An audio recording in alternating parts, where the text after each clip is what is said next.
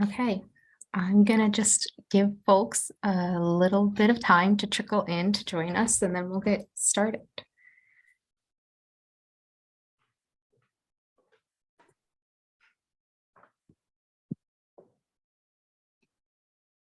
We needed to prepare music, waiting room music for people. Like elevator music. Yeah. We can start humming. Do you want us to hum a little? Everybody sing a little bit. Think well I think we'll start and we'll just let people join us as I talk, but first I want to welcome everybody to Edelweiss Presents Dig In or back to us. If you're at our first session, we've now cleared the table of that course and we're ready to bring out the next one, metaphorically. My name is Gabriella, and I'm back to introduce the moderator of our second discussion of the day. But I just wanted to quickly remind everybody that you can see the books by our featured authors on the left sidebar of the event landing page, and we're also going to drop some links into the chat. We will have an audience Q&A at the end of the discussion, so please put your questions in the Q&A box. It was really lovely to talk with everyone during the last panel. For those who have just joined us, a note that the chat will be monitored, and we have a zero tolerance policy for harassment of any kind. And now I'm thrilled to introduce Stephanie Burt. Stephanie is an audio producer, food and travel writer, and the host of the Southern Fork podcast. She has contributed to numerous publications, including Savor, The Washington Post, The Bitter Southerner, and Condé Nast Traveler. In the kitchen, she loves cooking, from her vintage community cookbook collection or trying to perfect her roasted chicken recipe. So without further ado, I will pass things off to you, Stephanie. Thank you so much for inviting me to be part of this wonderful, fun virtual event. It just seemed like a wonderful fit for me because my podcast tagline is "Let's dig in." So I'm really excited today to be able to dig in with these authors. And before we get started chatting all things cookbooks, I wanted to introduce you to them. So first up is Anna Voloshyna. She was born in the Ukraine in 1990, but currently lives in the San Francisco Bay Area with her husband. And she's a chef, she's a blogger, and a culinary instructor. And she really focuses on translating Eastern European cuisine and flavors into approachable dishes for the modern home cook.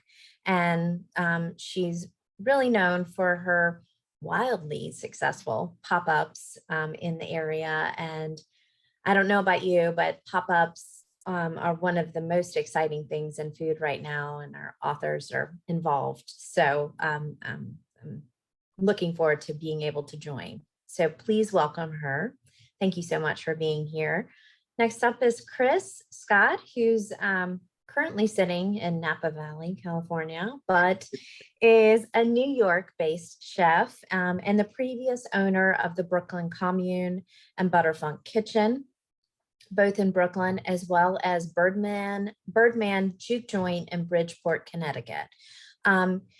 He might be familiar to you from Top Chef. He was a finalist on Top Chef 15, and he really celebrates Black farmers and agriculture and really helps connect that part of the food system chain to restaurants. So he does not cook in a vacuum. He's very much cooks in community. And he lives in New Jersey with his family. So welcome, Chris. Thanks for joining us. Thank you. And Luladey Moges is the International Sales and Conference Services Manager at Lowe's Hotel. And this is just such a big job. So she initially didn't cook at home because of the constraints of her job, but she moved to the United States with her family at the age of 12, and she learned naturally at the sides of her grandmother, her mother, and her aunt's Ethiopian cuisine. And so she really wanted to cook this, but because of the constraints of her wonderful job and a lot of the recipes taking a few hours to make, she didn't have time. But now she's creatively made real world recipes, developed them, and delivers what she calls mom approved fare. And you know that means a lot, right? Mom approved Yes. fare. And she really focuses on getting that to the table in an hour or less. So we are so excited to welcome her again, and welcome, Lula. Thank you. Yeah. Well, all of you have beautiful cookbooks. We are in such a wonderful golden age for the beauty of cookbooks. If you're like me and have a vintage cookbook collection, you know they weren't always so pretty. So, but there's a lot more to your cookbooks than just beautiful photography and beautiful recipes. And that really begins with your titles. And I know that titles are so important to authors, that we really worry about our how we're going to translate that in something that's going to be on the cover. So I'd love to invite you all to talk about how you chose the titles of your cookbooks. And Chris, I'd like to start with you. Sure. Well, Homage is the title of my book. And it basically, you know, there's two focuses, you know, in the book. For one, I always say that it's a love letter from my mother and my grandmother through me to my children, you know, and it really talks about the story of my life with them, with the women that raised me, talks about their triumph and their resilience. It also talks about the food that my grandmother cooked for her 8 children and 21 grandchildren. You know, like there always comes a time in one's life where you kind of want to know from where you came, you know, and I think that there'll come a time where my kids want to know that, and they'll look at this book. This book will sort of be the key, you know. Also, I wrote the book because I wanted to kind of put it out there that soul food is regional, you know, based on where you are in the country and the access that you have to certain ingredients, you know, like, for example, my ancestors are from Virginia, you know, and after emancipation, Black people just kind of moved into all areas of this country, you know, and you look at it like, you know, if you're in Virginia, you have a lot of the coastal flavors, you have a lot of that agriculture that comes from that area, a lot of crab, a lot of seafood, a lot of shad roe, what have you. You keep on moving down into the Carolinas, Gullah Geechee, you know, okra culture, rice culture, a lot of that happening. You keep on going further south into the Panhandle, you know, a lot of Creole, you know, and up where I'm at, you know, the Blacks moved into an area where the German, the Dutch, and the Amish, where they were already there. So by the time that I came about, this food, you know, was pretty much all that I knew and was what I was raised on. You know, it just kind of gives more of an insight that Black folks are in almost every single aspect of food culture in this country, and we bring a little bit of our style, our flavor to the table as well. And Amish Soul Food is in your title. So Absolutely, yeah. So that is mind-blowing for a lot of people that read that phrase. So right. Anna, what about your title? Hi guys. So Sous Chef Mars joined the conversation. Yes, he wants to play with me. So my cookbook title is BUDMO, and BUDMO in Ukrainian means let us be. And we use these words when we want to cheer, and like when we want to say cheers, we say BUDMO. And this is a very meaningful word for all the Ukrainians because it means let us be together, let us be in this moment, let us celebrate.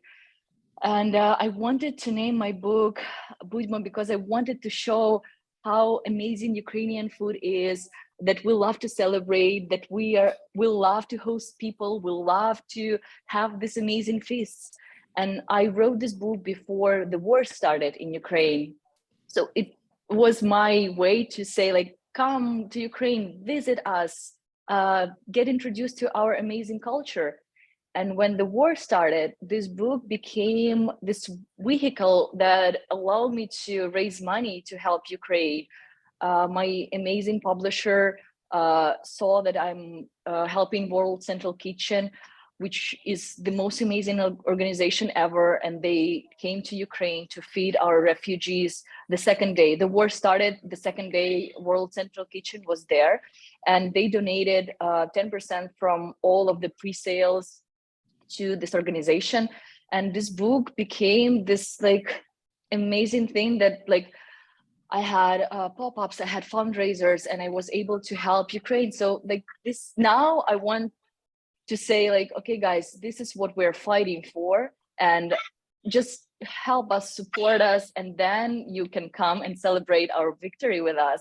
And this book is a celebration, as like another way to show people that Ukrainian food is diverse, is unique, and very, very special. So I wanted to name it BUDMO. From when I had the idea, the BUDMO was the title, but a lot of people said to me that, okay, nobody knows what that means and it sounds weird, and maybe we should think of other titles. And I came up with like 10 more titles, and nothing was even close to this one. And I'm so glad that my publisher was like, okay, BUDMO, the meaning is right, the word is kind of catchy, so we'll go with that. And we are very much allowing pets in our kitchen today. So there are cats, dogs.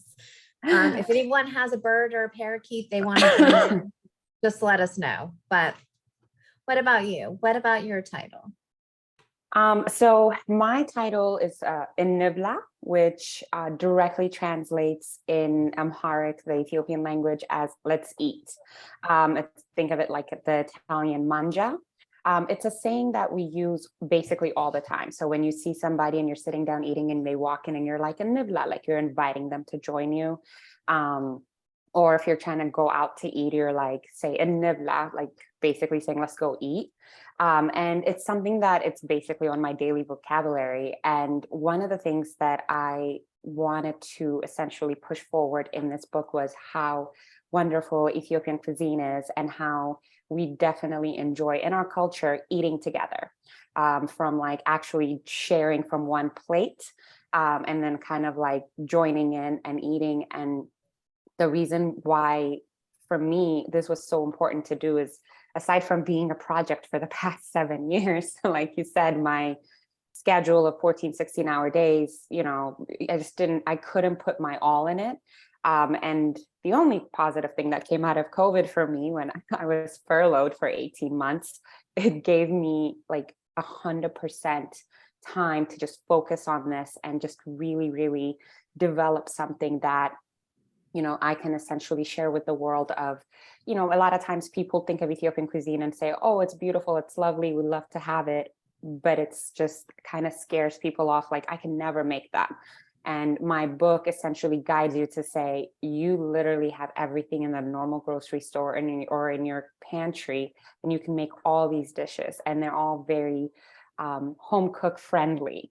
And so it's more of like promoting my culture and my cuisine that I love so much, and I'm very proud of.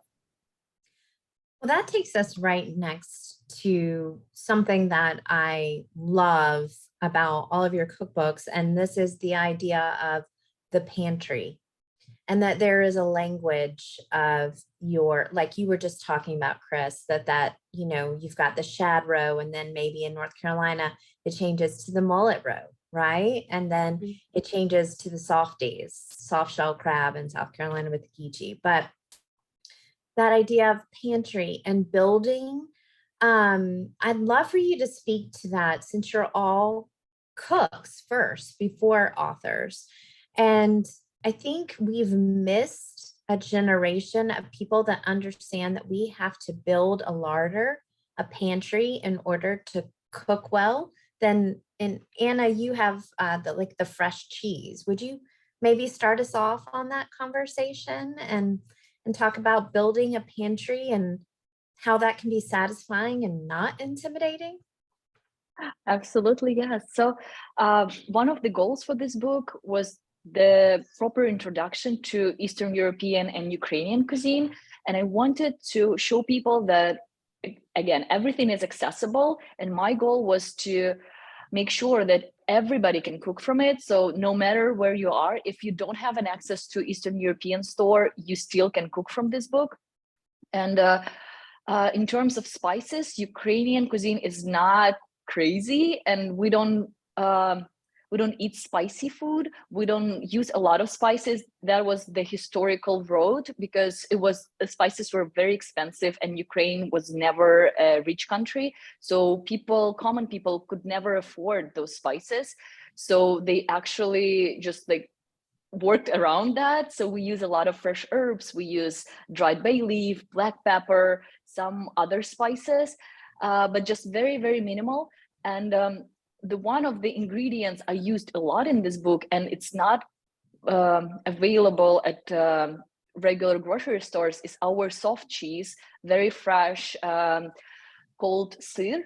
And this is something I wanted to show people how to make, because I used it so many times in my book that I'm like, okay, I probably need one recipe, and walk people through it. And it's very easy to make, and it's basically just milk and a little bit of yogurt or kefir just to start the process. And you let this milk go sour for a day or two, and then you gently heat it, and the whey separates, and you have, like, you drain the cheese, and you have this wonderful soft cheese you can use in your sweet and savory dishes. So I decided, okay, if people cannot get it in the store, they can surely make it at home, and it's very, very easy to make. And for Ukrainians and for all Eastern Europe, pantry is something sacred. Like, I'm not even kidding. This is like, people work to build their pantry, and it's not about spices, it's about pickles and preserves. And I have a very personal story. When in Ukraine, we have root cellars, outside, deep below the ground. We have this cold spaces where you store your pickles and like your cabbage and other like fall harvest. And when the war started, my whole family stayed there, and they basically, because they were hiding from bombs and like shelling, so they stayed there for a week, 9 people and 1 tiny dog, and they relied on those pickles and preserves to sustain themselves. So like this preserving is like deeply rooted in our culture, and actually right now it's saving people's lives, because they rely on them to sustain themselves, because a lot of regions of Ukraine don't have access to fresh produce, nothing, like they cannot go and buy stuff. They only rely on stuff they can preserve. And right now, especially on occupied parts of Ukraine, where Russian soldiers are doing like horrible things, people eat the stuff they preserve, and they rely on their pantry and on their root cellars to just feed their families. So I feel like this is very powerful. And in my kitchen, I have a bunch of like these fermentation projects, and I want to show how important it is to know how to preserve and like give this knowledge to younger generation. And Lula, I see you nodding your head a lot. Is that idea of the pantry really central to you as well? It is. I mean, I basically agree with everything that Anna said, with the exception of Ethiopian food is spicy. And so we do rely, like, kind of like the opposite. But as far as pantry is very important in the essence of like just having like your dry goods, because it's always easy and fast to try to make. The one big thing that I emphasize even in the book is one of our main ingredients is a spice called berbere. It's an ingredient that, a lot of people are like, oh, I can't find it. And I've listed all the different places that you can get it from, There's some Whole Foods that carry it, definitely online. I can guarantee you they have it on Amazon. There's a lot of international food stores. And then one thing that people don't realize is a lot of Ethiopian restaurants, just by nature, they have a little small market in the front of the store, like almost all of them. So you can always just purchase it there as well. And as far as for our cuisine, the pantry, aside from like the dry goods, we do have like every year, like most Ethiopians are Ethiopian Orthodox. So we do fast for 40 days, which is like our Lent. And instead of like the Catholic Lent, which you give up one thing, we give up all meat, all dairy and everything. So we're essentially vegan for 40 days every year, right?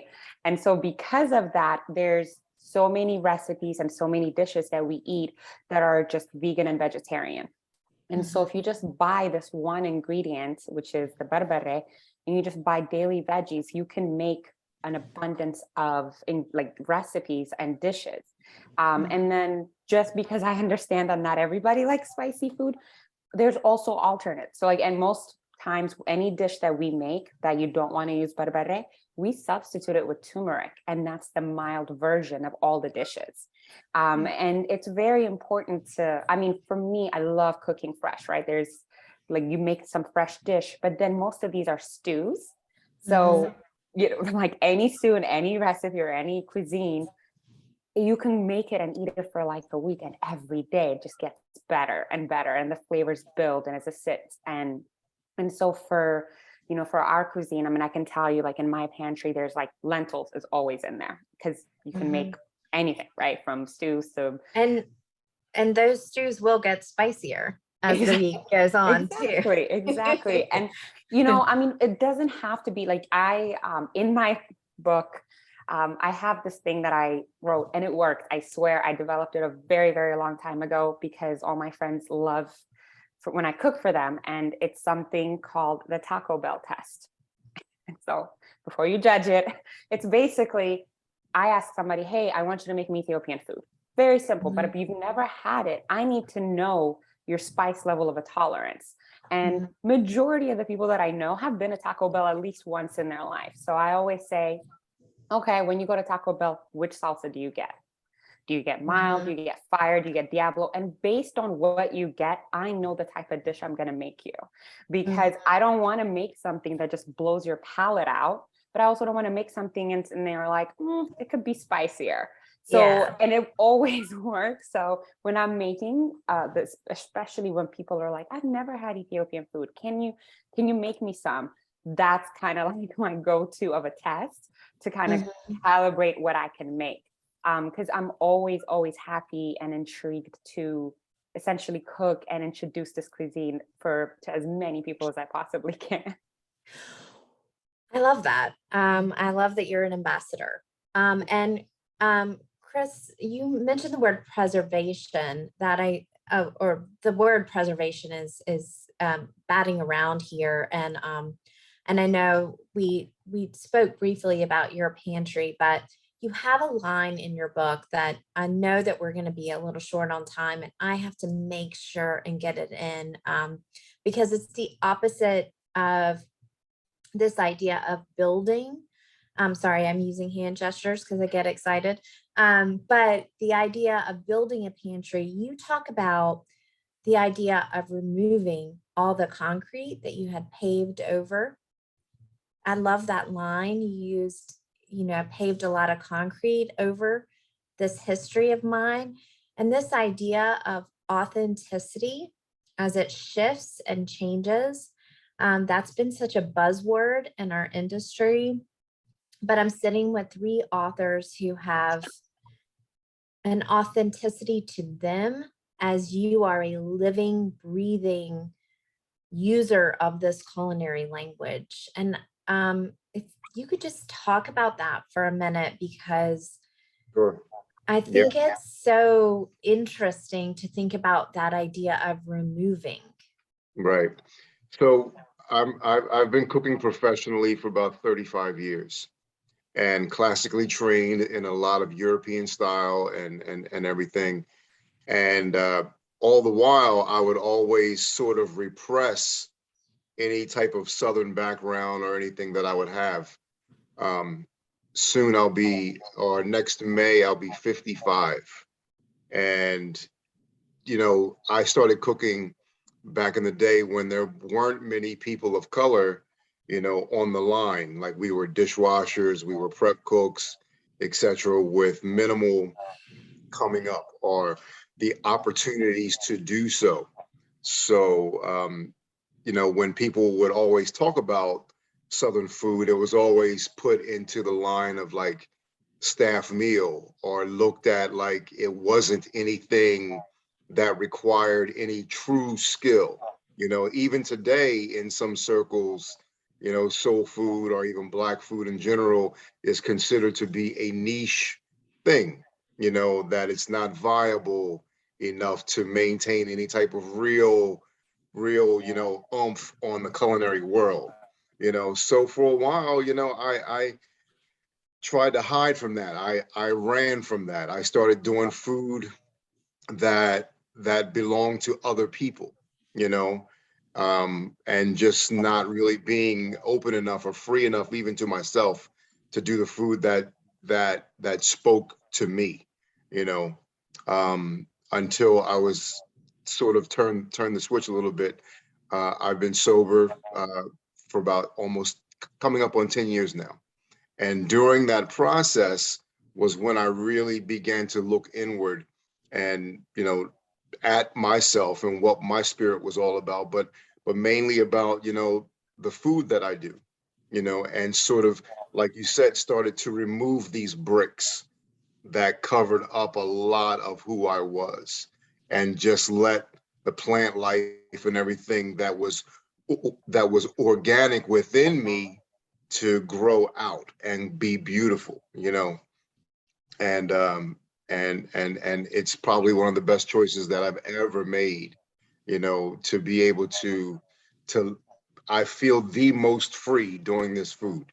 I think that I'm getting more of a response from the world, really, you know, by this food. Because in the end, it's not about, you know, the food isn't necessarily about me. You know, there comes a time in a young chef's life when I like to call it the Hollywood syndrome, where it's more about them than it is about the food, you know. But the older that I get, you know, I've realized that it's always been about the food. It's never been about me. You know, this type of food was around before I was born. It'll be around long after I'm gone. And whatever I can do to hold the torch proudly while I'm here, you know, is really what it's all about, you know. So removing all of those bricks and everything and to really let what is true within me come through, you know, is how that started and where it's going. Well, and I'm fortunate in this world to eat a lot of food from a lot of people. And I think if they're in the Hollywood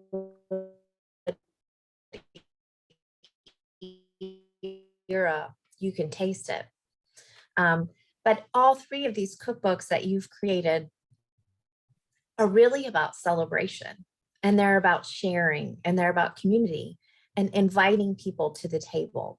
So I'd love for this to be more of a quick fire question so that if anyone that is joining us has any questions, I want to give them a couple minutes for me to ask those of you. But I'd love for you to talk about what kind of, you know, we just came where we could come back together, right? So what is one dish from your cookbook that you would suggest that would be great to entertain with? And then would you tell us what, when I say the word entertain in your home, what that looks like in your home? Lula, would you like to start? Sure. Talking about eating together and pandemic and everything, you know, like I said, Ethiopian cuisine, you eat together. And you know what you couldn't do during the pandemic is actually eat together on one plate. And so, you know, having this whole fear of like, are you okay? Do you know, have you been tested and this and that, just to be able to eat? Because as far as like, it's very hard for us to kind of make individual plates because it kind of takes away from our culture. And so for me, it's always hard to just pick one dish. So I always try to go for like two, just because even if we go to an Ethiopian restaurant and you get one of those platters, we have almost like a tradition of like always having a meat, a veggie dish, and then always a salad. It always comes with a salad. And so I would go with like tibs, which is an Ethiopian beef stir fry. Very simple, very easy to make, and also flavorful, not too spicy. There's obviously spicy, like there's variations, but just the regular tibs that everyone will enjoy, with the side of our lentil stew, which is one of my favorite dishes because it takes about 25-30 minutes to make. So coming home after a long day of work, quick, easy one to kind of create. And one of also the traditions that we have in my version of entertaining as we're all eating together is, as an Ethiopian culture, we have this tradition called gursha. Gursha directly translates to mouthful. And so what it is basically, as you're eating together, depending on who is your guest of honor in the house, or whoever, it's like, if it's my home and it's just two of my friends, I would feed them, like literally make we eat with our hands, so just kind of like make a bite size and feed them, and then they would reciprocate. And then it's kind of like a rule of like, first is for our friendship, then it's to bring us love, and then it's for future love. And so you do it 3 times. So I'll feed them, they feed me back, and then back and forth while we're eating together. And so it's kind of like a way to honor the person that's in your house, and a way to show your love and appreciation, which, again, kind of missed not being able to do during a pandemic, because you're like, but now 6 you feet can. apart, and now you can. And it's amazing to be able to kind of come together again, finally. Lovely. Chris, what about a dish that you would suggest would be great for entertaining? In my house, I don't know if it necessarily speaks to the culture of what the book is about, but in my house in particular, I have a sweet tooth, and the apple dumpling recipe that's in the book is something that whenever I do that everyone truly loves, and they come together for that. I would come together for that. I would definitely come together for that. And we serve that with that rum sauce, which people just love.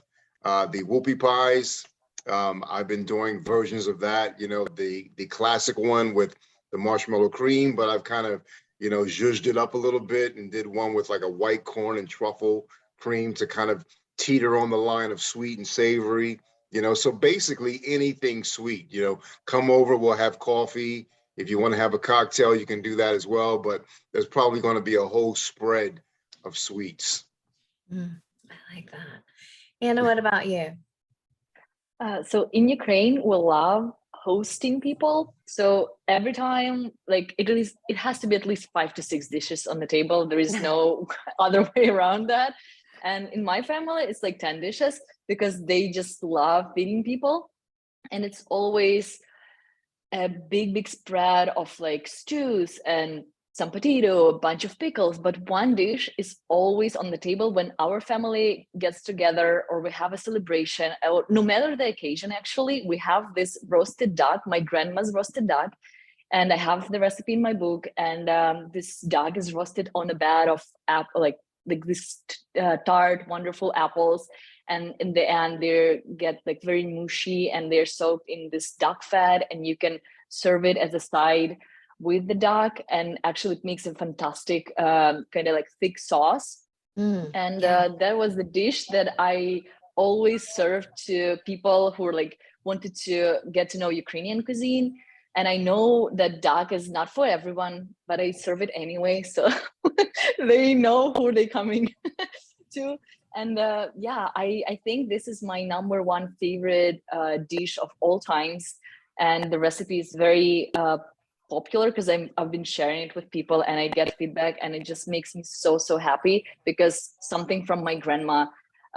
She is a like very simple woman from Ukraine, and she would never guess that her recipe would be so adored here in the United States. So that makes me very happy. That's great. That's great. Well, I want to give anybody who's listening the chance to ask questions. So during this next question, if you want to pop into the chat and put something that you would love to know from one of our authors, I'll try to get that in before we finish. But this is a digital world that we live in now, and cooking is so big. Oh, obviously on television, but definitely in social media. And it's a way that we are social. You're all talking about being social, but I know that as a cookbook author, you spend a lot of time in the kitchen by yourself. You might spend the time with some editors and stuff and some test kitchen people, but there's a lot of you by yourself. And you're like, is this the one I need to put in here? Is this the right one? I'd love to know, have you seen your recipe be cooked? Has somebody tagged you on social media? And if so, what was it? Because suddenly your table is a bunch bigger now that this cookbook is out, right? Yeah. Kitty wants to say yes. All right. Has anybody seen it? Tell me one. I can say that for me, sorry, she's upset. So for me, it was kind of like two parts, right? First part was when I was doing the proposal. Like, I've never written a book before. I didn't know what I was doing. I was like basically Googling how to write a book proposal. Like, it was from scratch. And during that process, because I knew that in order for it to be, I guess, sellable, like for people to really understand what I was trying to do, I had to include photos with my proposal. And this was the heart of the pandemic, like November of 2020. I ended up finding an amazing photographer, Danielle, who is in Canada. And of course, I'm here and she's there, and she's never eaten Ethiopian food before. She's never seen it before. So I had 5 sample recipes, and she has a team, an amazing chef that she works with, Emily, and I sent them my recipes. And I'm here because borders are closed, can't go anywhere. And I sent them the recipes for them to create, and essentially for me to use in my proposal. And when I say I was shocked how perfect each dish came out, it was one of those gratifications of, okay, I know what I'm doing. I can really show people how to make this who've never had Ethiopian food before and don't know what it's supposed to come out like. And it was an amazing experience. And then after the book came out, I've done a few podcast interviews and so forth. And there was this one, a really good person, a friend of mine, that he ended up cooking the dish and tagging me on it. And it was like my actual friends who've never made this dish is like, why didn't you share the recipe? We want to make it too. And I'm like, the book is out. This is why there's a book. Go ahead, So, Exactly. I think when people, when they see a book, sometimes like, oh, I have to go through it. But then when they see a video of somebody who did a reel and tags me on it, and then they're seeing all these things just essentially being made so quickly and easily, it essentially gives them the confidence to try themselves. Mm-hmm. So, as far as, I'm not a very big social media person, and I'm trying to change that, seeing as my publicist told me I have to, but I have to, it's just, I'm just a private person. And so I'm more of in person versus social, but I know that's not the world we live in right now. And so I've made it like almost like a game of like telling my friends, hey, make this dish, send me a video, type of thing. And it's one of those things where it's easier for people to see it and get more encouraged to try than it is to just kind of read it and say, oh, this looks so difficult. So I think when you do a quick video of like, 2 minutes, everything being thrown in, and then they're like, well, that looked easy enough. Let me follow the recipe. Have you all seen, I have to use the word y'all, I am from South Carolina. Have you all seen anybody cook stuff on social media? Yeah, So I've seen a enough. bunch of recipes. I'm just so always happy, always reposting and tagging people and thanking people because it's wild to see those recipes in the real world. And actually, I found all of my recipe testers through my Instagram. So I was very lucky. I just put a story like, okay, guys, I need some recipe testers. And in 1 hour, I had 20 people signed up for being my recipe testers. And I had this like lovely crowd, and they were like professional chefs, professional recipe testers, then total amateurs, and it was like a wonderful bunch of people who had different levels of culinary skills, and that's why I got this layers of feedback, and I love that. And of course they all got the book, and now they're cooking. I'm like, oh, I tested this dish and look at me like cooking this right now. So yeah, it's always a great joy to see the recipes, and especially as you said, videos. They're very important because people want to see how it's made. And I'm planning to post more videos myself. Yeah, I need to cool. be better with social media. I know, I'm trying. It's okay. We all have a lot to do. What about you, Chris? Yeah, I've seen a lot of people that will try a recipe from the book, but it like I always tell people, that the cookbook, you can use it almost as a guide.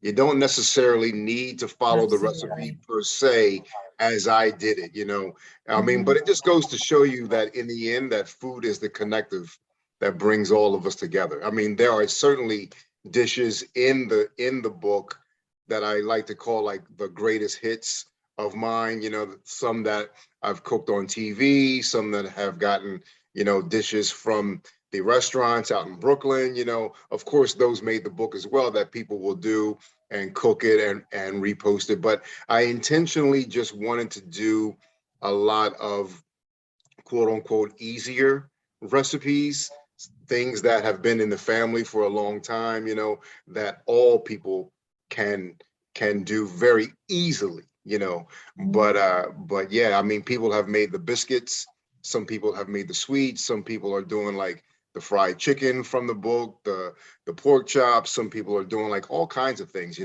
but I think that they're mostly impressed by the ease of it, but that was the point all along, you know. And I think all three of you really connect to that idea of ease. And that idea of ease isn't actually about flattening the edges of your cuisines. It's Right. not about substituting or homogenization, right? Right. It's actually about welcoming more cooks into the kitchen and saying, this is how I learned. I mean, you all learned from your family members, and you're creating a virtual family. And we're hearing this in the chats that the area of the library that usually has some of the highest circulation are cookbooks. And a lot of people do check out cookbooks, and they'll do exactly what you said, Chris, with the guide. And one of my favorite things to do with the cookbook is it might have just a sauce that I want to make. And so Exactly. I'll just make that sauce Right. because I already have something else, or I won't make the sauce because I know it would be better with it, but I'll just do the grits from this one thing or whatever. And so it is really a guide. And I really like the idea of coming back to the kitchen after being apart in the pandemic and actually doing that. I have time for just a couple more questions. Somebody, let me get the name, I'm sorry. Ashley Thurneau, she wants to know, do any of you have a special routine to get you inspired while working on your books? I think inspiration comes from everywhere, like even up here in Napa, while the seasons are changing and you hear the crunch of the leaves, the fireplaces are starting to come back, so even just walking down the street, smelling the smells, hearing the sounds and everything just kind of gets you in the mood for fall ingredients, so even taking a walk outside, coming back to the computer, you're already in that mindset to want to do seasonal things, and then you just kind of think about what you would do in the fall, and then it just kind of comes out. It just kind of just flows, sort of like that. But the inspiration comes from everywhere. What about you? What about y'all? Lula, what do you get inspiration? So my inspiration, to be very honest, it was actually my younger sister. Just because when we left, although I was 12 and I got to, the blessing of learning from my grandma, my aunties and whatever, she was a lot younger. And so she didn't, right? And so, and I know she wants to learn. And so it was kind of like, she would always message me and say, hey, I need to make this, send me a recipe, or tell me how to make it or whatnot. And she's a nurse that works crazy hours. And so for me, it was like, I don't want to send you a recipe that takes 4 hours, right? Because I know you're not going to make it. Nobody has that kind of time, especially when you're craving it. But when I was like perfecting it to try to make it the time shorter, I did not want to compromise flavor. It was not the finished product. I wanted to be exactly like if you were to cook it for 4 hours. And I know everyone has asked me this, but it's just for me, it's not something I do. I don't use pressure cookers. I don't use slow cookers or crock pots, because I feel like you can't build the flavor that you want that way. And so, for her, for me to put this together for her, and also my future children one day, where they're not going to be able to live in Ethiopia and have to do this on a daily basis the way I was so blessed to do. It kind of is, that was my inspiration, is to pass on all of these amazing recipes that I was taught and I was lucky to know, to be able to pass it along to anyone who, I have a really good friend of mine who, her kids are born and raised here, but she's fully Ethiopian. And she's like, I want to teach my kids how to make this, but they won't even sit still for like 2 hours, let alone a 4-hour stew. And so that's kind of like my inspiration, is to pass along these amazing cuisine recipes and dishes to the future generation. Anna? For me, it was always our local market. So we have this wonderful farmers market near the ferry building. So I went there and I wanted to celebrate our produce in California. But at the same time, I wanted, of course, the book to be authentic Ukrainian and Eastern European. And I got a bunch of Eastern European, like ancient cookbooks. And the recipes there are horrible because they give you an idea of the dish, but there are actually no measurements. It's like, oh, do your dough as usual. So I got inspiration for some dishes from there, but the ingredients inspire me to make the recipes more fun and vibrant, because we need to keep our traditions alive, but at the same time, we need to develop our cuisine. We need to add something fun and interesting and make it like alive. And that's why every time I went to the farmer's market, I'm like, okay, what if I use golden beets instead of red beets in our traditional salad? And we never use golden beets in Ukraine. And I'm like, okay, this can be a fun idea. What if I use like this wonderful red pickled onions instead of just a regular onion? And it just like the inspiration, as Chris said, can come from everywhere. And like, I love just exploring the San Francisco, because we have one of the best chefs here and probably the best produce in the country. To be honest, I just love our farmers. And I wanted to show, if you are from another country, doesn't matter, you can cook your food here. Just like explore, find your favorite farmers, just talk to them, search for produce, because some ingredients, like for example, sorrel was challenging to find, and people are constantly asking me where to find sorrel. And I'm like, go to a farmer's market, ask a farmer, and they will gladly bring you a bunch the next week. So it's just about this connection between your culture and the culture you're living in. I love that. I love that. Now, Chris wants to know, he says that he really wants to cook, and we hear this a lot, wants to cook, but I'm a horrible cook. So I'd like one quick fire tip to get to be a better cook. What is the one thing that somebody needs to do in the kitchen? Practice and don't Pardon? stop.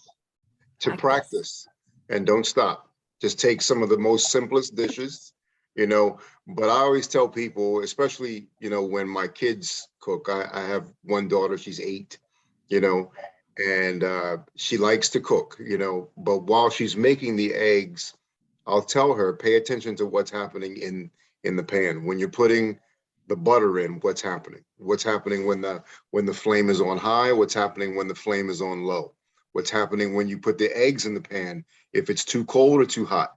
You know, like you're paying attention to the steps, not just going through the methods that are written, but like you're paying attention to what's happening, because in all of those steps, you're learning by watching, by smelling, by seeing, by listening, you know. So even to learn how to cook an egg on medium high or high heat teaches you almost how meat would sear or fish would sear, you know, because you're practicing just with eggs, you know, and you're learning, you know, too high, they may come out too brown. Too low, it might take too long to cook, and they're not as tight as you would want it. And then those methods and techniques will kind of carry over into other proteins as you get better and better and better. So not only practice, but pay attention. Practice and pay attention. Yeah. What about y'all? You agree with that? Oh yeah, Absolutely, I mean, yes. you have to practice. I mean, I didn't wake up one day and learn how to make food. To get to where I'm at, there was a lot of burnt dishes, right? So there's, you know, you're like, okay, I over-seasoned. I put too much salt in this one. I put too much of the spices, and you just practice and experiment. I think the best part, you know, like kind of Chris said, is it's just not to have that fear, and just actually being in the kitchen is the only way, right? And so that's going to be the thing. It's like the best way to learn how to cook is to get in the kitchen and experiment. There's nothing that you can do that, you know, that you can't learn from. You know, okay, you overcook an egg. All right, now you just, you know, just kind of make it into a deviled egg because it's overcooked today. And then you practice again. And so there's just, it's that fear of saying, oh, I don't know how to make that. Oh, I've never learned how to cook. It's, you know, nobody woke up and was like a cook. They either learned or they practiced. And so for me, when I first was learning from my grandmother, there was a lot of, you're doing that wrong, and like fixing. And so, but I still have to keep practicing it to get it down and to understand it, and paying attention so that you understand how flavors are being built and how you get the product is very important. And, you know, also have fun. It doesn't have to be like a serious thing where it needs to be perfect. It's just it needs to be something that you enjoy and have fun with. Love it. Anna? Yes, I absolutely agree with everything. I think that cooking should be fun. And the most important thing to remember is cooking should not be stressful. If this stresses you out, just like use simpler recipes and use your common sense. Oh my God, please. Sometimes there are typos, and like instead of 1 tablespoon of salt, there is 10 tablespoons of salt. I personally found that mistake in one cookbook. And okay, don't do that. Just use your common sense. And if you smell something is burning, it's probably burning no matter what the recipe says. Exactly. And just don't be so stressed that you're like, oh my God, I don't know how to finish this dish. You'll survive. It is just cooking. If you will ruin one dish, nothing will change in your life. And just, you will learn from this mistake and just have fun, cook with your kids, just relax and enjoy cooking. I love it. And Chris, I'm going to give you one piece of advice too, because I'm a practicing cook and I learn from cookbook authors just like this. I've spent a little bit of time in a professional kitchen, but for the most part, I'm in my apartment with a cookbook. The best piece of advice I can tell you is if you're going to make something for the first time, don't substitute more than 2 items on a recipe, because you don't know what you're doing. And I'm always like, yeah, I don't need to put that in. And then it doesn't taste like it's supposed to, or like I think it's supposed to, or I can just shift out. And that is hard to do once you start getting good at some things, because you have just enough knowledge to be dangerous. And you're like, oh, I don't have that pepper, but I have this pepper and I'll switch that out and da da da da. And pretty soon that's so much fun because you're making your versions, but it's not. So if you can, the first time, make it as it's written, because you'll learn a technique and a building of a recipe that even if you don't want to make it just that way again, you will come away with that technique. And the other thing is, once you do find something that you like a lot, like a pound cake in my personal place, make it a lot. And then you can start playing with it. And you know, because you're paying attention, you know what each element does. So you can substitute, you can change ratios because you are familiar with what it's supposed to look like. And so I would say those are my pieces of advice, but for sure, get in the kitchen and have some fun. So these are wonderful questions. And I wish that I could give you a little bit more, but I wanted to just give the authors one more thing that they could say, because I never assume that I've asked all the right questions. So what is something that they really feel like they want to make sure that people know about this cookbook and their work? Because I know it translated, but if there's something that I didn't ask, is there anything else that you want to share with us?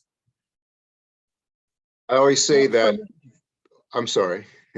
No, go ahead. Go ahead. All right.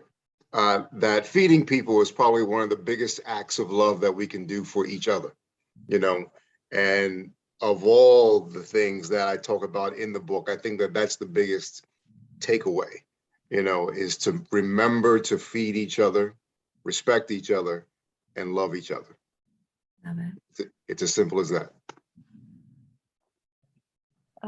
For me, it's not about my cookbook. It's probably about my country. We all know that there is a war in Ukraine. It's terrible. It's devastating. And I just want to ask everybody to keep supporting Ukraine, because we are fighting the greatest fight of our life.